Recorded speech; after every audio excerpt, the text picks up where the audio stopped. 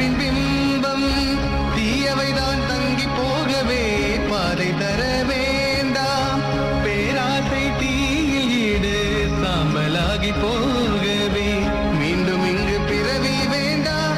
பேரருளில் கரைவோம். ஓம் சாய் ஓம் சாய் ஓம் சாய் ஓம் சாய் ஓம் சாய் ஓம் சாய் ஓம். நாம நேரத்தையும் பணத்தையும் ஒழுங்கான விதத்துல பயன்படுத்தினா பிரச்சனையே இல்லை.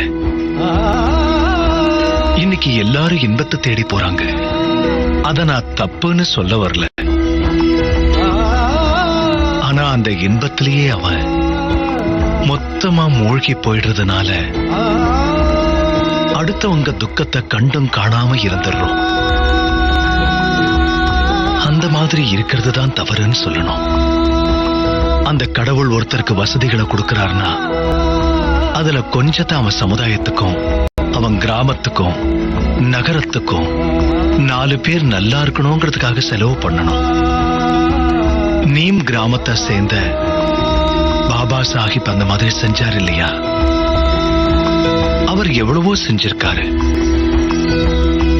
அவரை மாதிரி செய்யணுங்கிற எண்ணம் எல்லாருக்குமே வந்ததுன்னா ரொம்ப நல்லா இருக்கும். அந்த மாதிரியான ஆட்களுக்கு அந்த கடவுளுடைய அன்பும் ஆசையும் நிச்சயமா கிடைக்கும். அதை விட்டுட்டு நாம சம்பாதிக்கிற பணம் யாருக்குமே உதவாம அதை நாமளே வச்சிருந்தோம்னா அவ்வளவு சொத்துக்களை சேர்த்தும் எந்த பலனுமே இல்லாம போயிடும். அது யாருக்குமே பயன்படாம போயிடும்.